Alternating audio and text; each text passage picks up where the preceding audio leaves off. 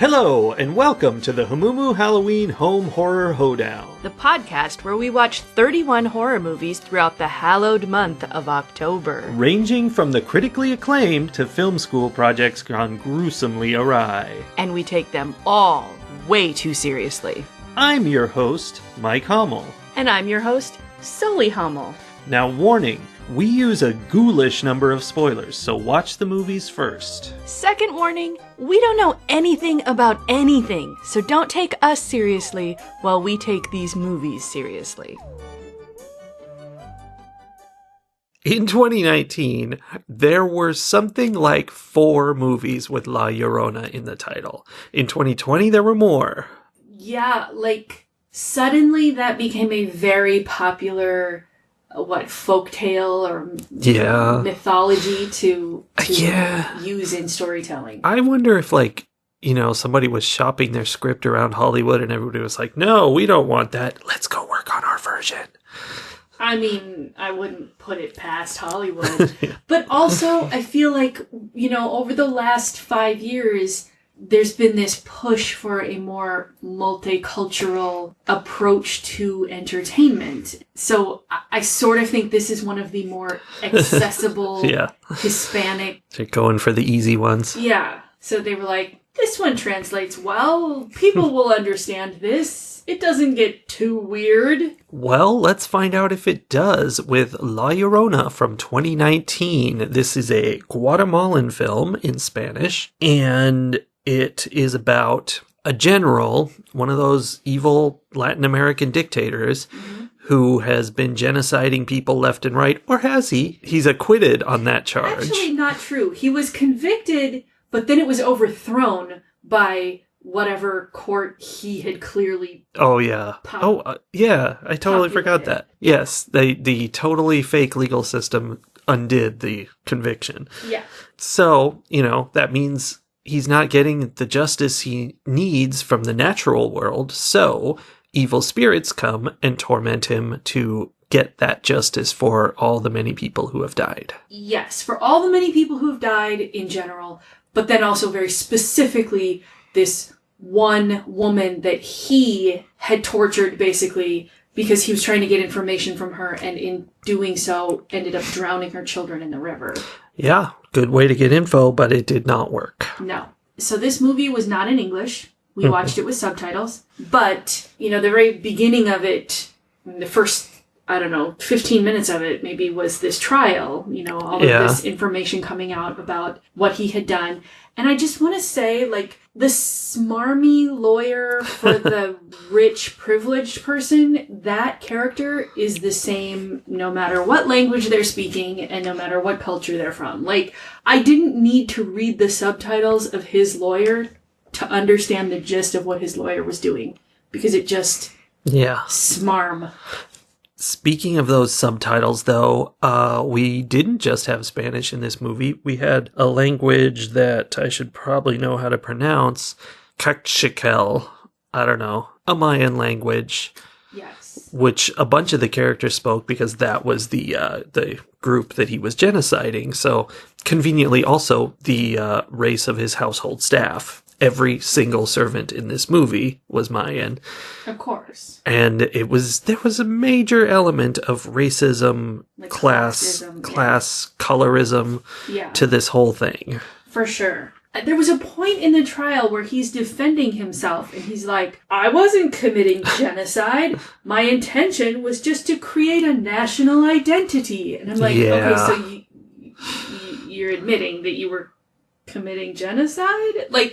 That's what that is. Yeah. He wanted them all to be the same. Right. You can't strip a people of their culture and murder them if they refuse to let you do that and then just call it national identity. I mean, that's kind of happening around here. It's happening everywhere, and it's very upsetting. Which is something I was thinking during the movie. I was like, this is very traditional, well-known kind of narrative. We've all heard about Latin American dictators and how they're killing the indigenous people and all of that. But it's also our future. This is where America is headed. At some point, people are going to have to come over here and be like, we're gonna topple this despot who's completely murdering all the black people or Hispanics or whatever group he's deciding to murder.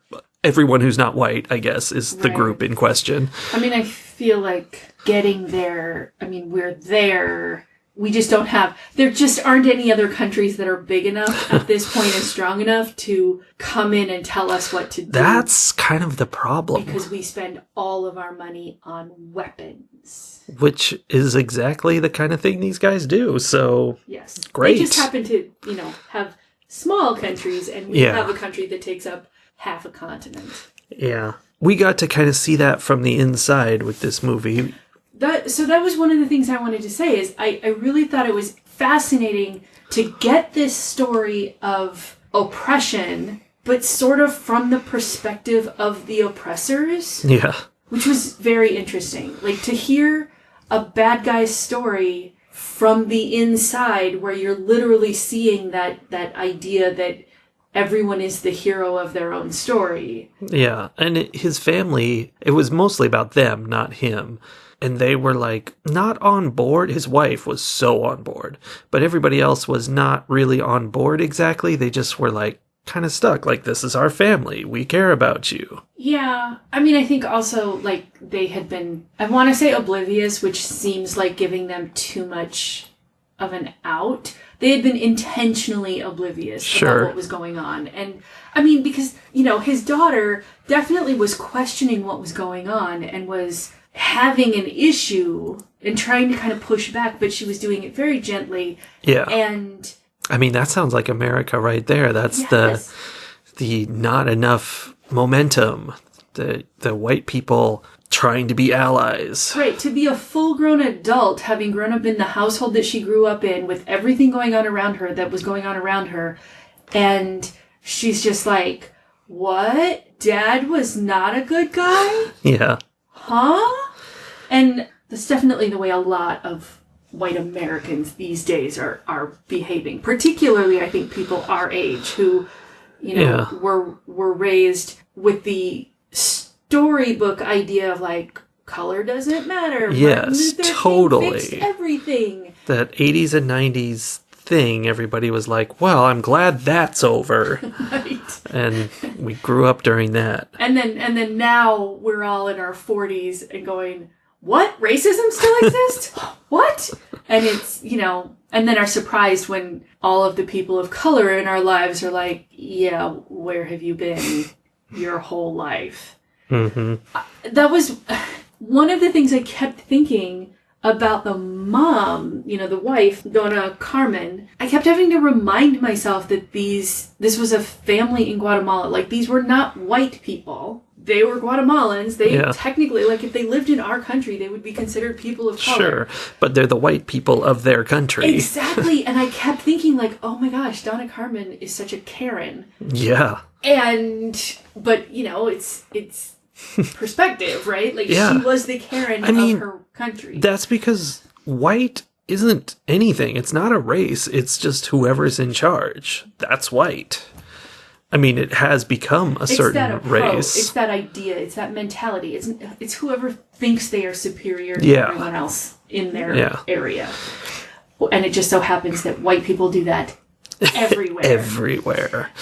Yeah, but it was, I think, Carmen, with her, like, defending everything her husband did, no matter how painful it was to her, because a lot of what she was defending was that, well, of course he had to go have affairs while he was off doing his, genociding, because men have needs. And I'm like, oh, that sounds familiar. Like, well, yeah. So many white women in this country have been, like, brainwashed into defending white to the sacrifice of defending feminism. Yeah, definitely. There was a real feel I got from this movie where the bad guy, the general, Don Enrique, he was doing his thing, his genocide, like you do. And for him, it was business. Like, he had his goals, and yes, they were racist goals, but it was all, it was like a matter of business to him. And it felt like because of living with him for decades, Donna Carmen had become the emotional side of that, where she had seen him doing his business that for him was just business, and for her it was personal. So she just hated all these people that he was murdering. For him, he was just murdering them out of business, and for her, you do it. Yeah. I have to do this for the good of my people. And I felt like that feels like a dynamic. I'm not sure who I can put that on, although it does make me think of Donald and Melania. Like, Melania's not doing much of anything, hasn't done much of anything, but is hateful, like, just nasty. Right. And Don is out there doing his thing, and he's also hateful and nasty, but he's after his personal goals more so than he is about persecuting anybody. Yeah. Yeah, so there was a lot of really, like, upsetting classism and racism in this movie. Yep. To talk about the horror piece of it, the servants all leave, like, at the beginning, right? They're regular house staff. They are all like, it's not safe here anymore. We're going to go. Yeah, we haven't really said that, but obviously after he's acquitted, everybody's real mad. And so there's swarms of protesters surrounding his house, and they're all trapped in the house. The entire movie takes place almost entirely in their house while they are surrounded by protesters, which I really, like, I enjoyed that there was this constant background noise of people like chanting and playing drums and, you know, whatever other instruments in protest. Like, that was what they were surrounded by. That was an interesting way to tell this story. Like, I've never really seen it done that way before. Well, and to trap them in the scary house. Like, that's a different way of doing that. It made me think of Noroi in that there was a lot going on that was setting the scene that was done in a language that I didn't know. Like, we had the translations, we had the subtitles, so I did know what they were chanting, which helped, but I didn't know exactly what they were saying, right? I didn't know exactly. I could relate to what it feels like to be in a protest in America and being one of those people and the sorts of things that we say, but it was like in Noroi, where there were all the newspapers everywhere, or the flyers everywhere that we couldn't read, that were definitely contributing to the environment of the movie. Yeah. And the chanting was doing that. I think it would have contributed a little bit more had I truly understood what they were saying each time. Well, it was interesting that some of their slogans are the exact same ones. Like, they were saying no justice, no peace, but they were like, no peace until there's justice or something like that. There is no justice, there is no peace, or something like that. Yeah, I noticed that same thing. And also the one that always makes me crazy in English, because it doesn't, like, it could rhyme, but it doesn't. At protests I've been to over the last few years, I have regularly heard the chant, "A people united will never be defeated." And it drives me crazy because it would rhyme so much better if we said, "A people united will never be divided." Yeah. But I think it probably was originally a Spanish chant. Probably. And so it, was translated directly rather than poetically. I don't know. Yeah. So it was interesting to hear all that. So anyway, after their staff all leaves, they are looking for people to come in because, heaven forbid they have to survive on their own without someone else doing their cleaning and cooking for them. They couldn't. That would be impossible. I honestly think they wouldn't know how. Like, they would immediately fall into complete disrepair. Their housekeeper stayed, which we find out later is for a reason. At first, it's just like, oh, she's the one loyal one. And I mean, she's obviously been with them a very long time. She was brought there as a child, in fact. And it comes out later that she is, in fact, the daughter of the general. And, like, that becomes a thing. Yeah. Anyway, so she is looking for additional staff to come in and fill the places. And so this girl shows up. And you get this sense at the very beginning that the general, if he doesn't necessarily recognize her because he also has Alzheimer's. Yeah. There was something, like, when he saw her, there was definitely something there. She was definitely having something. She was just glaring. Yes. And so she gets in there and she's, like, not very good at doing the job that she's supposed to be doing. That was the thing. When she first shows up, the housekeeper who stayed is like, there's a lot of work here because like 8 people left. Right. There's a lot of work. You're not going to be able to do all of it. And she's like, oh, okay. And then for the rest of the movie, the total of what this new girl does is she teaches the granddaughter to hold her breath underwater. She catches some frogs. Like, oh no, one time she picked up some papers out of the pool. Out of the pool, right. She did almost nothing. Like, all I could think was, if I were the housekeeper, I would have fired her and kicked her out so fast. I'm like, Yes. You are not making my job easier. But she obviously was not there to make the job easier. She was there to get revenge, and she was definitely going after the granddaughter. Yes. And by befriending her, but with definitely bad intentions. Yeah, it was weird. It was very, very slow and a process. Yes. I'm not entirely sure what the path was. Like, it was just vague. Like, it was one of the more vague hauntings I have seen. Yes, it was. I don't think it was supposed to be a horror movie so much, really. Like, it was more like a drama. Yeah, it was a thriller drama kind of thing. It was a thriller drama about this whole dictator, and like, I think in the description it said something like his past comes back to haunt him, and that's kind of what it is they keep bringing up things about his past as he's there, dying basically. But then they slipped in this whole element of she's not a real person, she's dead, and she is causing all kinds of manifestations, all of which involve water, and she's just causing trouble. Yes.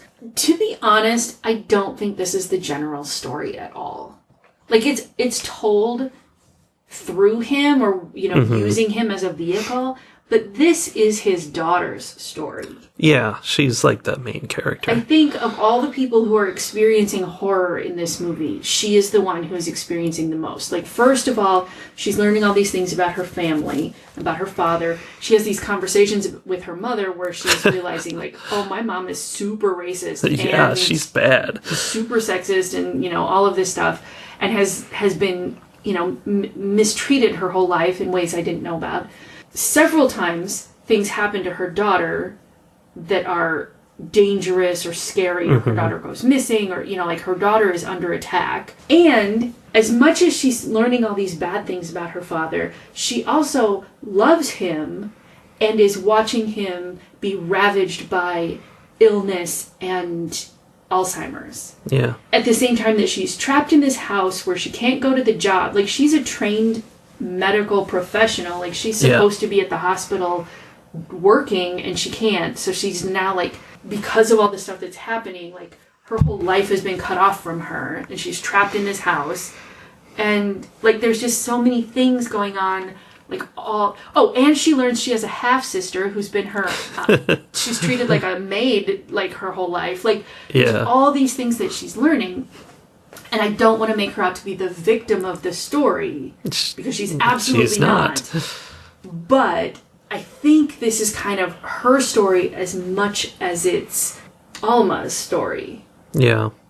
And to a certain extent, it's also Valeriana's story, the housekeeper. Kind of. She's not the main character, but yeah. She matters. Basically, it's a lot of these women all being impacted negatively by this one man's choices. Yeah. They're all kind of trapped in there. Which, if you notice, like, there were several shots where they were very clearly set up and framed to be showing the women, right? Like, yes. There's a scene, I don't know if they were in, like, some kind of chapel in the hospital or where they were, but Latona and her mother are sitting, like, in a row of chairs in this, like, glass-walled room having a conversation. And it's, like, framed. You see the whole room, and they're, like, in the center, kind of all, looking small and isolated. There's another scene later on the steps where it's Latona and her mother sitting on the steps after, like, her father's been, like, something happened with him and there was drama around, he was out of bed, like, staring at Alma when she was bathing or something like that, Something sketchy happened, and so they're, all up in the middle of the night because of this.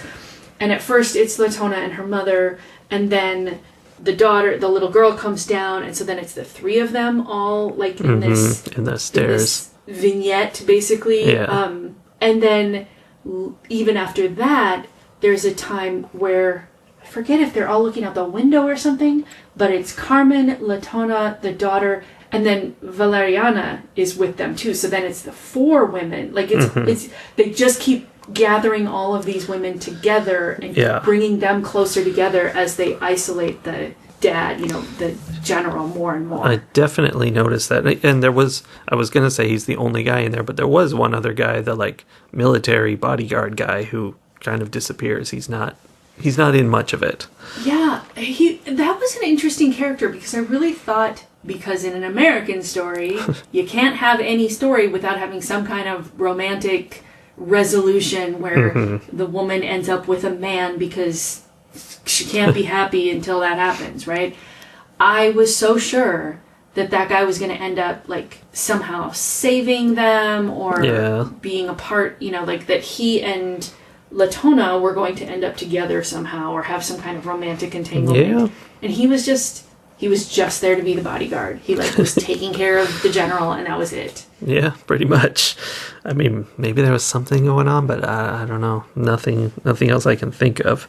No. You mentioned the women being framed, and that was this whole movie was a series of paintings.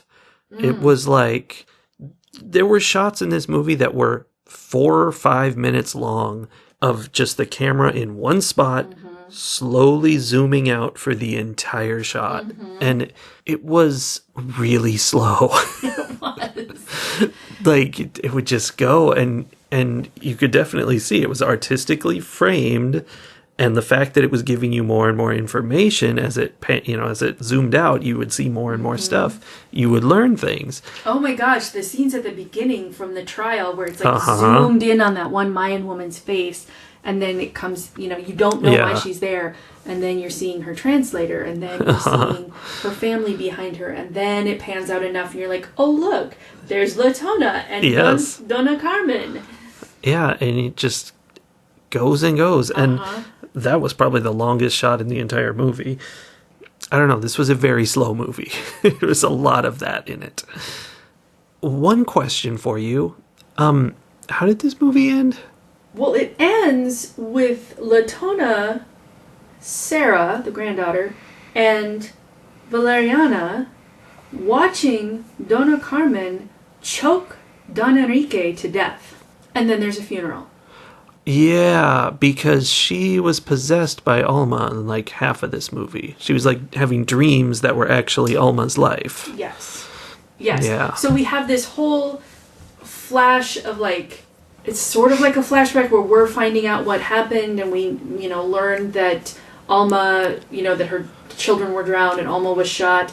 But then Carmen is, somehow there, and she attacks the general. Yeah. And then we come back to, like, the real world, and Carmen, is choking the general. The women and the girl they're all just sitting there watching her do it. Like, they're not trying to stop her. I mean, at this point, they're just like, whatever. Okay, interesting. And also, the entire house was being surrounded by silent dead people. Yes, Alma was not the only Mayan spirit there seeking revenge.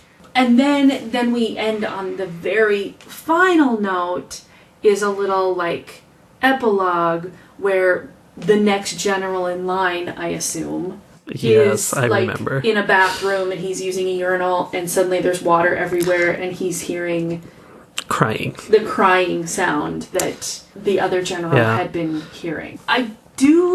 Okay, if we want to get really artsy with it for a minute, I mean, I do feel like this was an artsy movie, but if we was really just shove some meaning into it that may or may not actually be there.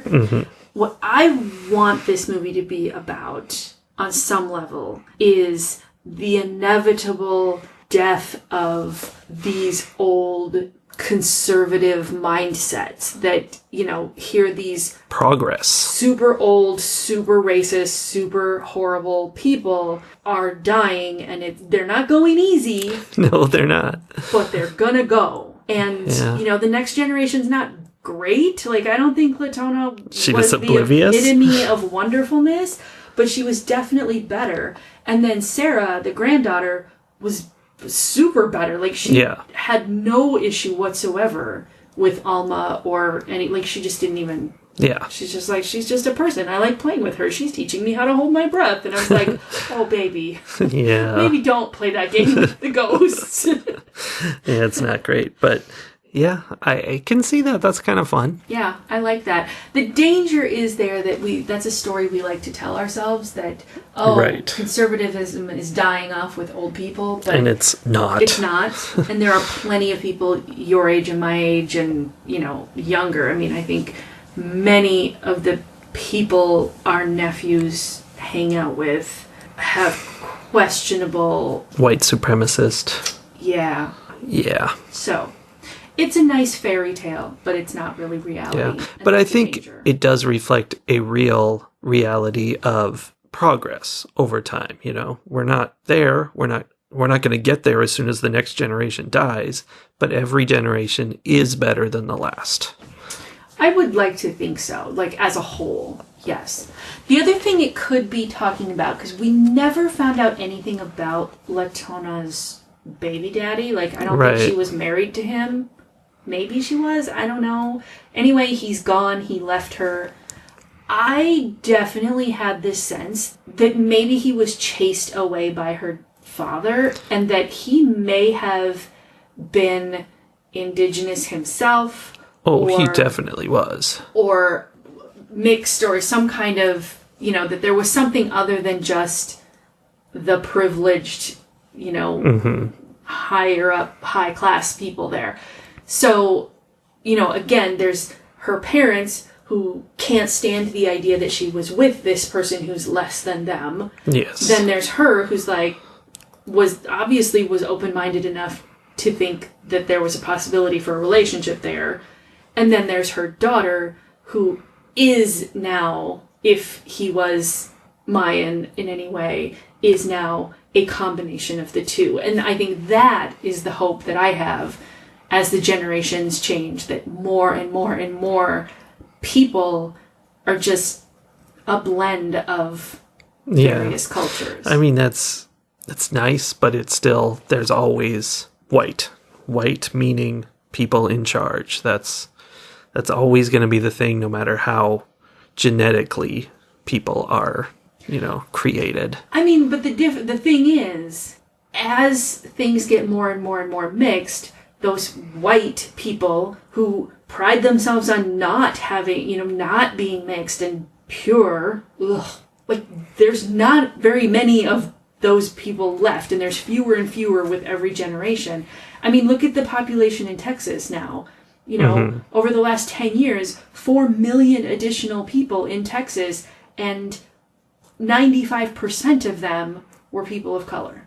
Yeah. Or people who identify as people of color. Like, that doesn't mean that they're all one culture. A lot of those people are people who have mixed backgrounds and identify with their Hispanic background or their black background or whatever.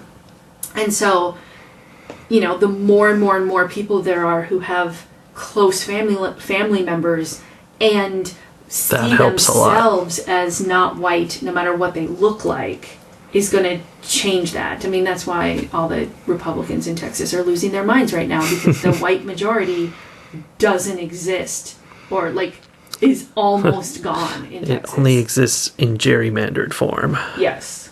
Yes. Oh, I think her baby daddy was killed by her daddy. I think so too, and I was honestly a little bit surprised that that didn't come out in any way. Yeah, there was a part where he was looking at one of the, you know, this person was killed posters, and it was a guy, and they were like zooming in on it. I'm like, oh, so that's, you know, that's it. But I think all they were showing was that he was then looking out in the crowd of protesters and seeing that guy out there. Right. So, which, of course, a lot of ghostly people were sneaking into that crowd. Right. That he was looking at the protesters and not seeing protesters so much as he was seeing the faces of people he knew he had killed. Yeah.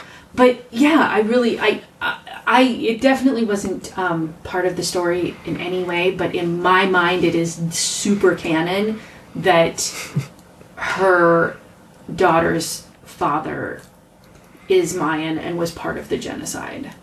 Yeah, makes sense.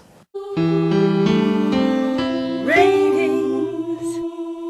This movie is trying so hard to get a high rating. It's like, ooh, look at me. I'm all full of deep thoughts. And I'm like, you can tell because I'm slow and about genocide. And it's important, right? Pay attention to me. But it was slow. Not in an interesting way, but in a slow way. Like it was full on slow. And I was interested in, the non-supernatural part of the plot, this whole business about this guy, but there wasn't enough there to carry it. It was really very little happens over the course of this entire movie. They kind of just get this housekeeper, she annoys them, and then she causes someone to get choked. And that's it. And the fact that it's got so little to it in that respect. I mean, maybe it's a really great piece of art the same way, a painting on the wall can be a great piece of art. Like, you just look at it and you think about it. It doesn't have a lot to tell you. It just opens your mind up to think about a lot of things, which it did some of that. But that's not what I want. I want to be told a lot of stuff. So that was bothersome to me. And the fact that the actual supernatural part of it was really vague and minimal, like it didn't, it's my traditional issue with ghosts where they aren't well defined. And so I don't have a lot to hold on to there. So it wasn't great in that respect, but I can definitely recognize that it was very artistically done, and it was also telling an interesting, I want to say an interesting story, but it's not the story, an interesting setting, I guess. Very interesting situation. I will give this movie 3 oxygen tanks out of 5. And I feel like it really deserves a lot more, but it just didn't interest me. It didn't keep me going. Yeah, I think that part of the problem for us maybe is, we've seen so many horror movies.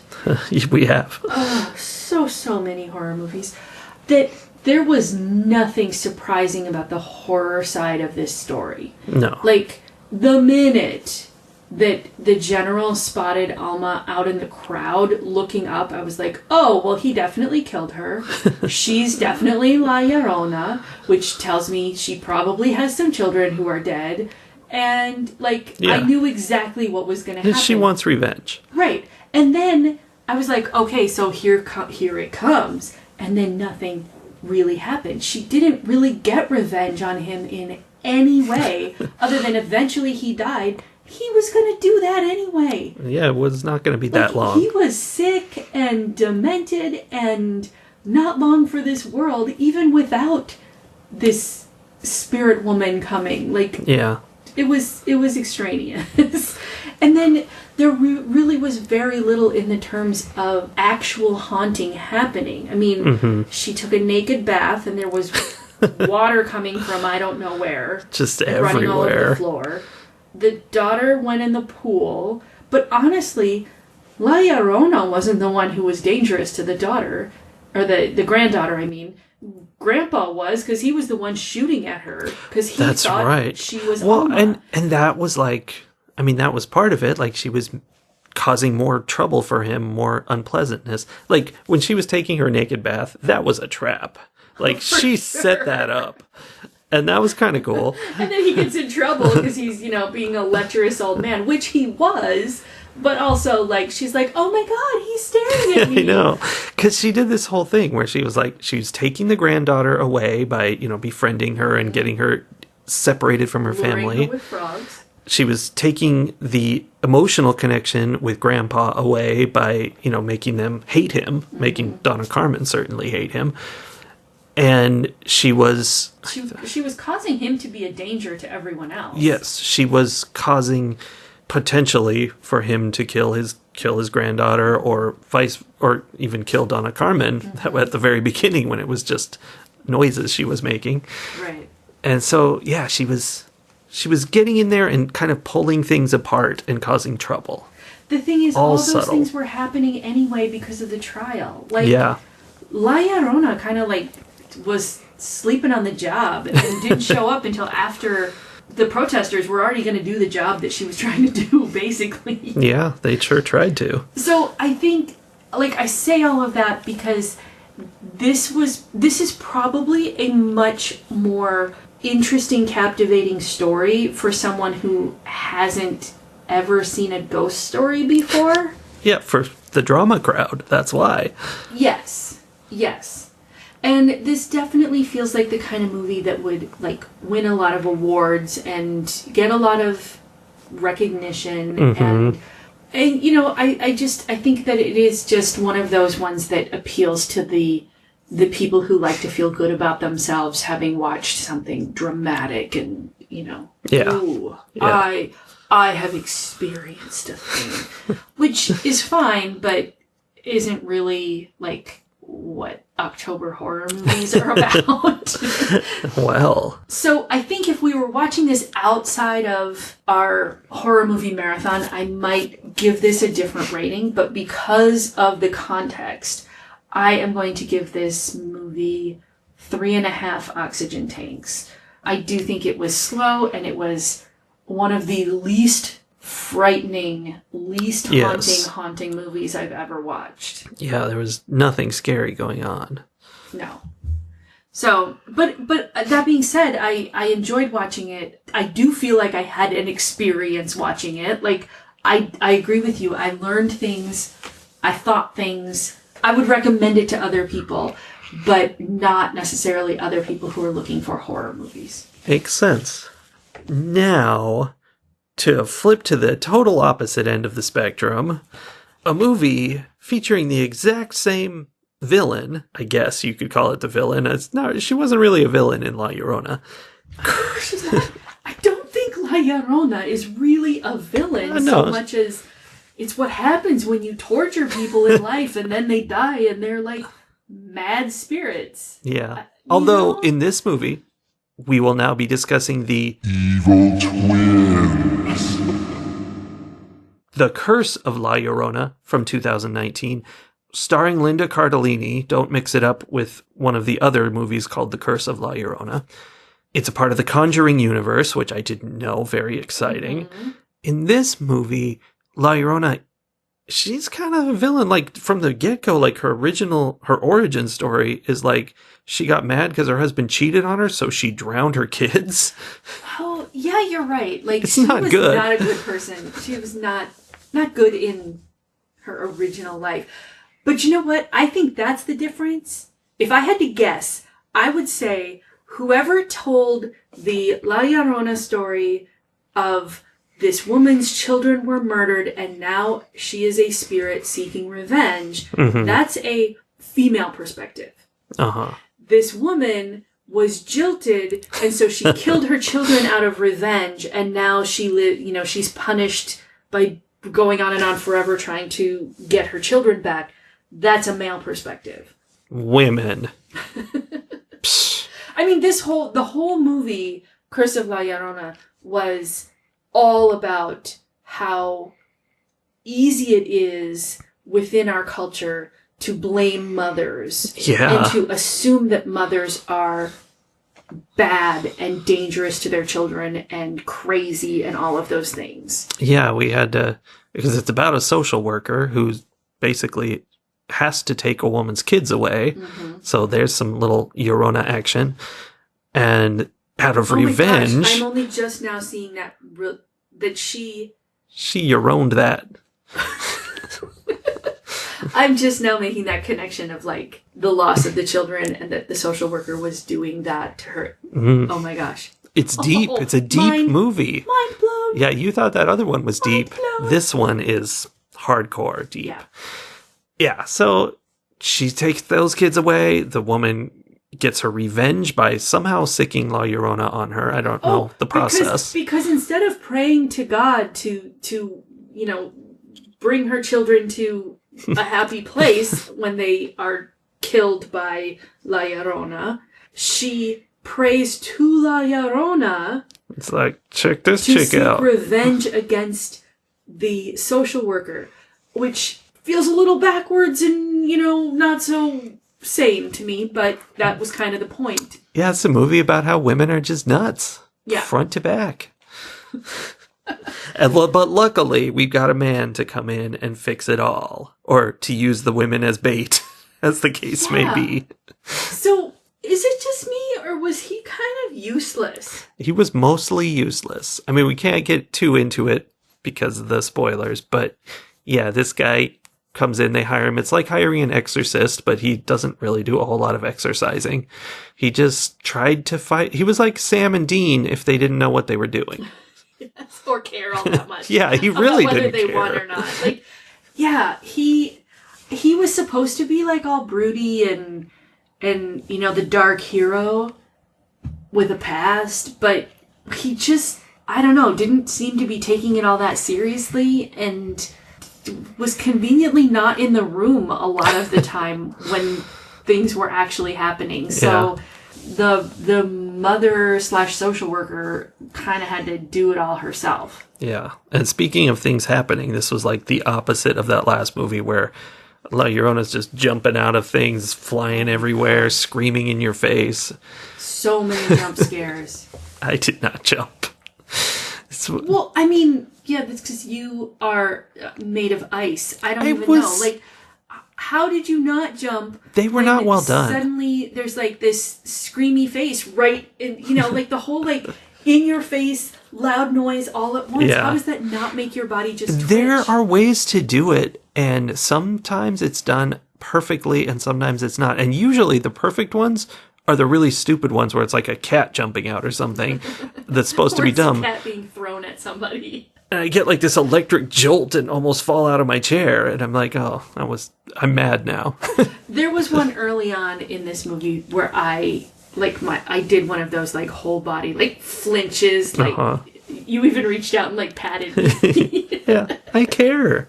Because I wasn't expecting it, and possibly because, I think that's the point. Well, I know, but sometimes you are, like, you know, oh, a jump scare is coming. Yeah. And sometimes they still get me if they're done well, but, like, if you know, like, oh, the music's building, and oh, nothing's happened for a long time, and oh, we're looking around in a dark room, something's gonna jump out at me, we're panning across the room, there's definitely a face that's just gonna be right there. Yeah.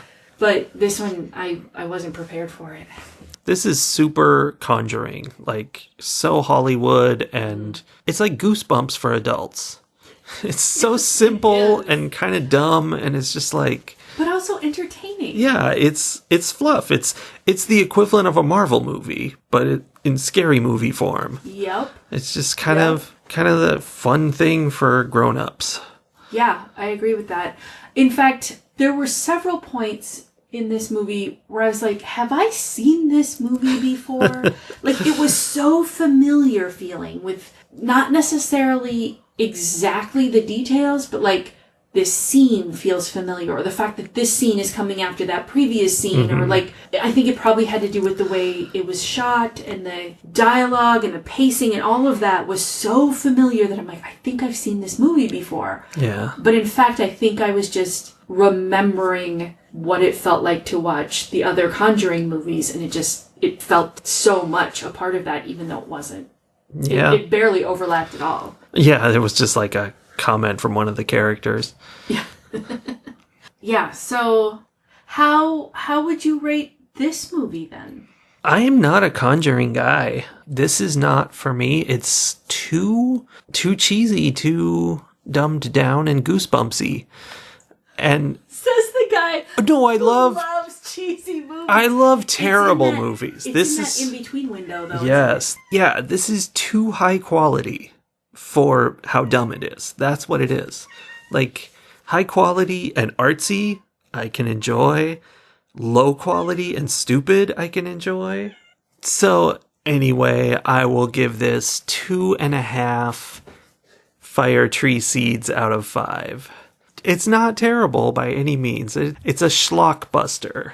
That is the term that I am coining for this. I like the term schlockbuster. I think it's appropriate. I think that I appreciate the schlockbuster. Can you say it though? No. More than you do. I think that, Like, I am probably more the person that those movies are made for. Yeah. I like the quality of it. I enjoy watching a movie that is well made more than I enjoy watching a movie that is terribly made. Oh, but they're so fun. I mean, yeah, sometimes, but they're also so painful. Painful. So I am not disagreeing with anything that you said. I don't really have much extra to add, other than I really enjoy Linda Cardellini. I liked her in this role, and I just like her in general. So I'm going to give this 3 fire tree seeds out of 5. You know, it wasn't spectacular in any way. There was nothing all that special about it, but it was entertaining, and I feel like it was pretty solidly put together. Yeah, in it that was. kind of cheeseball kind of way. I can see very middle of the road movie. Definitely. Unlike the movie It Comes at Night from 2017, which is our next film, which is going to be amazing, obviously. Oh, I have, just from the title, I have a prediction about what kind of movie that is. Is it going to be at night? Yes, I think it's a nighttime movie. Am I right? I have no idea. I know nothing about this movie at all.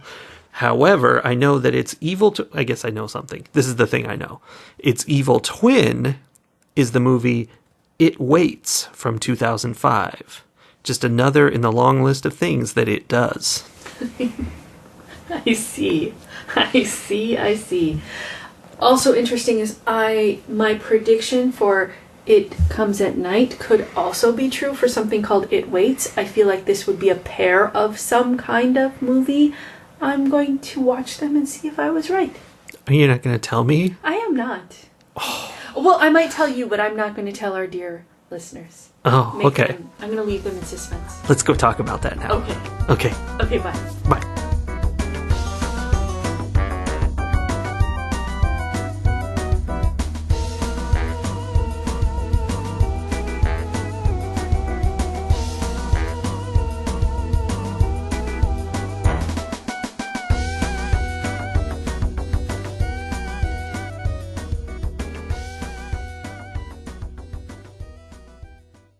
Window, though. Yes, this is too... La Llorona is crying in the hallway. I'm worried about La Llorona. Ruthie! Are you okay, baby? Kitty baby!